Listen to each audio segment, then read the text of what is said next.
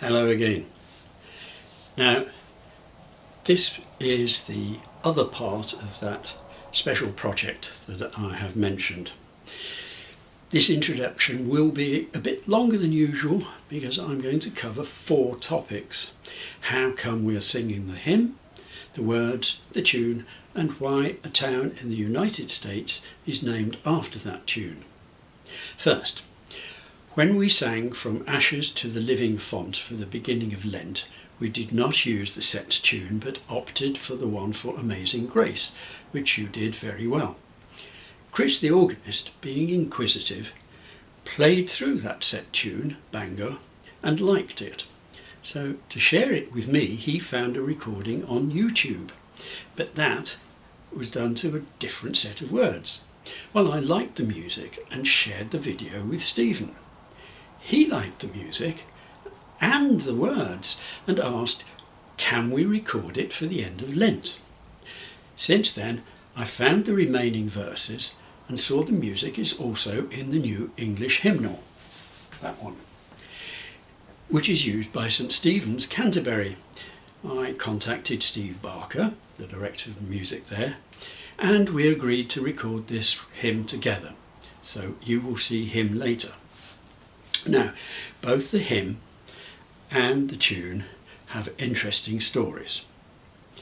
The words are a translation of a poem written by Peter Abelard, who lived from 1079 to 1142, so they are quite old.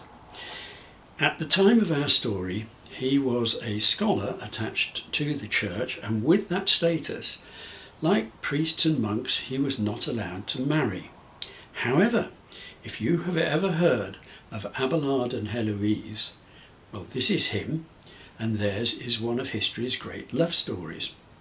Heloise, some 20 years younger than Peter, was the niece and pride of Canon Fulbert. They lived in Paris, and he ensured that she was well educated, as well as being a great beauty. Wishing to become acquainted with the intelligent and beautiful Heloise, Abelard persuaded Fulbert to allow him to teach her. Despite their age difference and his status, Abelard and Heloise became lovers. When Fulbert found out, he separated them. But that didn't end the affair, and soon Heloise was pregnant. She left her uncle's house and stayed with Abelard's sister until the baby was born. Abelard asked for Fulbert's forgiveness and permission to marry Heloise secretly to protect his career. Fulbert agreed. The baby was left with Abelard's sister, and Heloise retreated to a nunnery. And after some unfortunate events, Abelard retreated to a monastery. But they wrote to one another, I think, for the rest of their lives. Abelard wrote prolifically, and this is one of his poems. It was written in 1129 for the night service of Good Friday. The tune Bangor was written by William Tanzur, written up there, who was born in 1706 in England to German parents named Tanzer. William changed the spelling of his name to Tanzur, thinking, I believe, to seem less foreign, which makes it an odd choice. He was the son of a labourer, much like the writer of the tune Rockingham, the first of the 2 hymns in this project.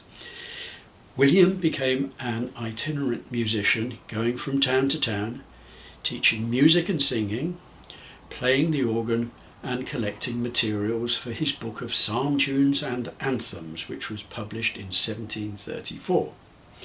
In this he included his tune Bangor to be used for the 12th psalm. It does not seem to be named after either Bangor in North Wales or Bangor in Northern Ireland, as he never visited either place. It just seems it was a name he thought would make it seem British. And the place named after the tune?